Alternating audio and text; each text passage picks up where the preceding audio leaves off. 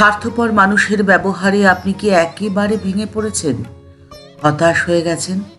তাদের পরিবর্তন দেখে আপনি হতভম্ব হয়ে গেছেন, মনে আপনি খুব কষ্ট পেয়েছেন। আপনার মনের অবস্থা যদি এরকম হয়ে থাকে, আজকের পর্বটি একেবারে আপনার জন্যে। ঠাকুরের অমৃত বাণী আপনার মনকে অনেক শান্ত করে দিতে পারে, তাই এতটুকু স্কিপ না করে সম্পূর্ণ ভিডিওটি দেখার অনুরোধ রইল। স্বার্থপর মানুষ কোথায় নেই, সবখানেই আপনি এদের দেখতে পাবেন। আপনার বাড়িতে, পাড়া প্রতিবেশী, বন্ধু, আত্মীয় স্বজন, আপনার কর্মজগৎ, সবখানেই এদের দেখা আপনি পাবেনই। কাজ ফুরিয়ে গেলেই যারা আপনাকে আর চিনতেই পারে না, আর তখন আপনার মনে এই প্রশ্নটি আসতে তো বাধ্য যে এই মানুষগুলো এত স্বার্থপর কিভাবে হয়, আর কেনই বা হয়? কাজ ফুরিয়ে গেলেই তারা আপনাকে চিনতেই পারে না, এমন আচরণ তারা কেন করে?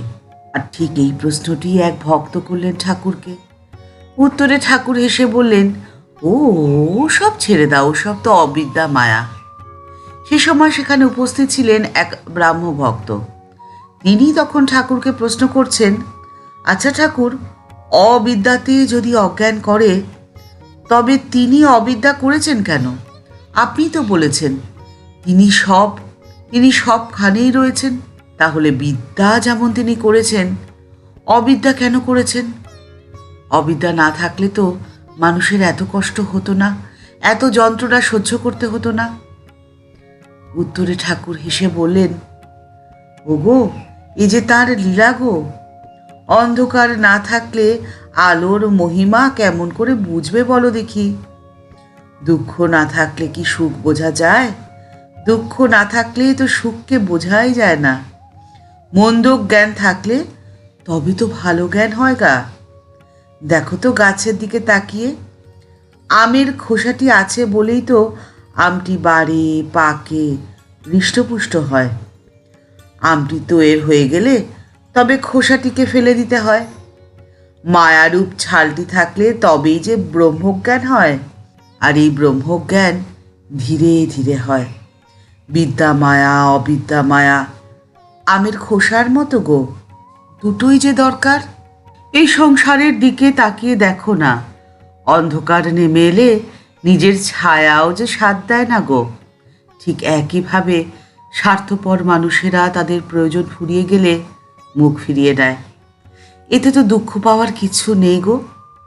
একটি কথা সব সময় মনে রেখো, মানুষ যে অন্ধকার হলেই প্রদীপ খোঁজে, আলো থাকলে তো নয়। তারা তোমাকে আবার মনে করবে যখন তারা বিপদে পড়বে, সংকটে পড়বে। তাই তুমি প্রদীপের মতো নিজের আলোকে বিলিয়ে দাও। নিজের আলো বিলাতে ছেড়ো না যেন। তাদের জীবনের আজকে সুখের দিন হলেও কালকে যে দুঃখের দিন তাদের জন্য অপেক্ষা করছে, এ কথাটি কখনো ভুলো না। কিন্তু তুমি যদি প্রদীপের মতো আলো বিকিরণ না করো, তাহলে যে তুমি নিজেই অন্ধকারে হারিয়ে যাবে। তাই অত চিন্তা করো না। স্বার্থপর মানুষের ব্যবহারে আপনি কখনো দুঃখ পাবেনই না, যদি আপনি প্রতিদিনের জীবনে এই একটি মন্ত্রকে মেনে চলতে পারেন। স্বামীজি বলে গেছিলেন, ওয়ার্ক ইজ ওয়ার্শিপ, কর্মই পূজা। সংসারে যারা রয়েছেন তারা যদি এই ভাবটা রাখতে পারেন যে সংসারের সমস্ত কাজের মধ্যে দিয়ে আমি ঈশ্বরকেই সেবা করছি, তাহলে যে কাজটা আর কাজই থাকে না, উপাসনা হয়ে যায়। সংসারের চেহারাটাই তখন আমূল বদলে যায়, পরিবর্তন হয়। আর পরিবর্তনই তো জগতের নিয়ম। আনন্দের জায়গা হয় এই সংসারটা। স্বর্গ বলে যদি কিছু থেকে থাকে, তাহলে এই সংসারটাই হয়ে ওঠে স্বর্গ। কিন্তু কিভাবে কর্মের মধ্যে দিয়ে উপাসনা করা যায়, এর উত্তর দিচ্ছেন স্বামী লোকেশ্বরানন্দজি মহারাজ। তিনি বলছেন, এটা তো সকলেই জানেন যে রামকৃষ্ণ মিশনের সাধুরা কেউ টাইপ করছেন, কেউ স্কুলে পড়াচ্ছেন, কেউ বাগানে কাজ করছেন, কেউ গ্রন্থ প্রকাশনার কাজ করছেন, কেউ হাসপাতালে ওষুধ দিচ্ছেন, কেউ বা কোনো কিছু পরিষ্কার করছেন। সে গ্রিলই হোক, বাগানে জল দেওয়াই হোক, বা মেঝেই হোক, বা সিঁড়িই হোক।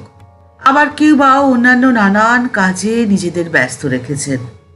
তাহলে দেখো তো যে গৃহস্থ মানুষের সাথে এদের তফাৎটা কোথায়? তফাৎটা এখানেই যে সাধুরা ওই মোড়টাকে ফিরিয়ে দিয়েছেন। তারা যা কিছুই করছেন না কেন, সমস্ত কিছু করছেন ঈশ্বরের উদ্দেশ্যে, তার সেবা বলে মনে করে করছেন। কাজের মাধ্যমেই তারা ঈশ্বরের আরাধনা করছেন গো। মানুষের দুর্ব্যবহারে, তাদের স্বার্থপরতায় আহত হয়ে যদি তুমি তাদের সাথে ঝগড়ায় তর্কে মেতে ওঠো, তাহলে হয়তো সাময়িকভাবে তুমি জয়ী হতেও পারো, কিন্তু সবসময়ের জন্য তুমি কখনো জয়ী হতেই পারবে না। কারণ এই লড়াই যে শুধু তুমি তাদের সাথে করছো এমনটা তো নয়। তুমি লড়াইটা করছো তোমার মনের সাথে, তোমার বুদ্ধির সাথে, তোমার অন্তরের আত্মার সাথে। আর এই লড়াই যে শুধু জাগ্রত অবস্থায় করছো এমনটা নয়। তুমি যখন স্বপ্ন দেখছো তখনও তুমি লড়াই চালিয়ে যাচ্ছ তাদের সাথে। তাই তাদের সাথে জয়ী হওয়া তোমার পক্ষে অসম্ভব। আর ঠিক সেই জন্যই ঠাকুরের নির্দেশ, মাঝে মাঝে মনে করলে চলবে না, সব সময় স্মরণ মনন করতে হবে। নিজের ইচ্ছে মতো কাজ করো, তোমার যা করতে ভালো লাগে তুমি সেই কাজই করো, কিন্তু কাজ করতে হবে বলে ঈশ্বরকে স্মরণ করবে না এমনটি কখনো করো না। আর যখন কাজ করবে তখন মনে ভাববে না যে আমি কর্তা, আমি কাজ করছি। এই মনোভাব রাখলে তো চলবে না গো। এই মনোভাব ত্যাগ করে কাজ করতে আরম্ভ করো, তাহলে দেখবে তোমার কর্মের ফল তুমি ঈশ্বরকে সমর্পণ করতে পারছো। সর্বদা স্মরণ তোমার পক্ষে তখনই করা সম্ভব হবে যখন মনে করবে আমি নয়, তিনি আমাকে দিয়ে কাজটি করাচ্ছেন। শ্রীমদ্ ভগবদ গীতা বলছে, ইয়ৎ করোষি যদশ্নাসি যজুহোষি দদাদিয়ৎ यत् तपस्सासि कौन्तेय तत् কুরুষ্ব মদর্পণম। অর্থাৎ, হে কৌন্তেয়, তুমি যা কিছু স্বভাবত বা শাস্ত্রানুসারে করো, যা কিছু ভোজন করো, যা কিছু হোম করো, যা কিছু দান করো, যা কিছু তপস্যা করো, সমস্তই আমাকে অর্পণ করো। ঠাকুরের অমৃতবাণীর শ্রবণে নিজের মনকে শান্ত করুন আর প্রতিদিনের জীবনকে উপভোগ করুন প্রাণ ভরে। ঠাকুরের কাছে এই প্রার্থনা জানিয়ে আজকের পর্ব এই পর্যন্তই। দেখা হচ্ছে পরের পর্বে। আজকের পর্বটি যদি ভালো লেগে থাকে, যদি উপকৃত বলে মনে করেন, তাহলে লাইক বাটনটি প্রেস করে দিতে পারেন আর অনেকের সাথে শেয়ার করে দেওয়ার অনুরোধ রইল।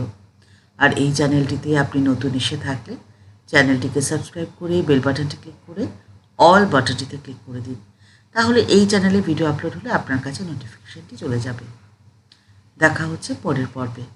ভালো থাকবেন। নমস্কার।